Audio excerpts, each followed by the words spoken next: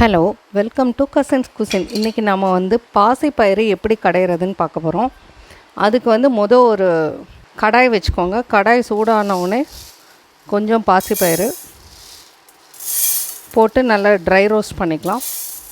கருகிடக்கூடாது, மிதமான சூட்டில் ஃப்ரை பண்ணுங்கள்.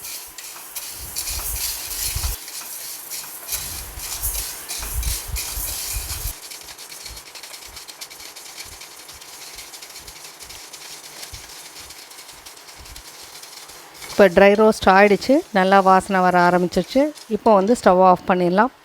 இதை ஆற வச்சு மிக்சியில் பல்ஸ் மோடில் சும்மா 1-2 உடச்சிக்க போகிறோம். இப்போ மிக்சி ஜாரில் மாற்றியாச்சு. இப்போ அதை சும்மா பல்ஸ் மோடில் 1-2 உடச்சிக்கலாம். இப்போ குக்கரில் மிக்சியிலேருந்து ட்ரான்ஸ்ஃபர் பண்ணிக்கலாம். இதை அலசிட்டு வந்துடலாம். இப்போ கழுவிட்டு வந்தாச்சு. இது கூட 2 பச்சை மிளகா, கொஞ்சம் சின்ன வெங்காயம், ஒரே ஒரு தக்காளி, கொஞ்சம் சீரகம், கொஞ்சம் மஞ்சப்பொடி, கொஞ்சம் தண்ணி ஊற்றி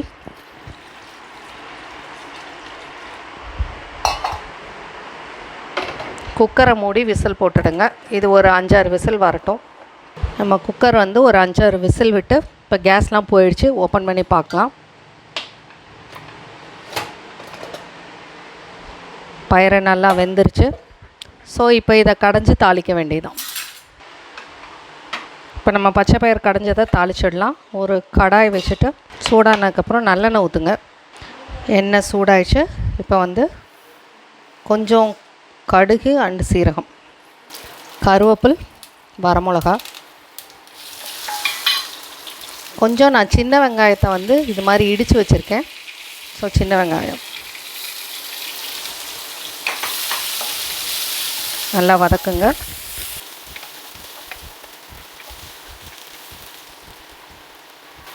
வெங்காயம் நல்லா ரோஸ்ட் ஆகிடுச்சு. இப்போ நம்ம கடைஞ்சி வச்சுருக்கிற பருப்பு எடுத்து கொட்டிடலாம்.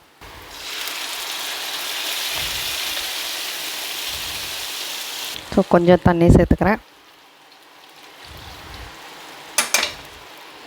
இப்போ இதுக்கு தேவையான உப்பு. அவ்வளோதாங்க.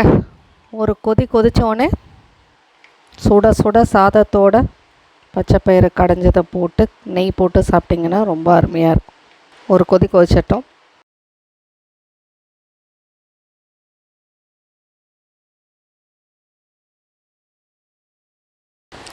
நல்லா கொதிச்சிருச்சு. இப்போ நம்ம ஸ்டவ் ஆஃப் பண்ணிடலாம்.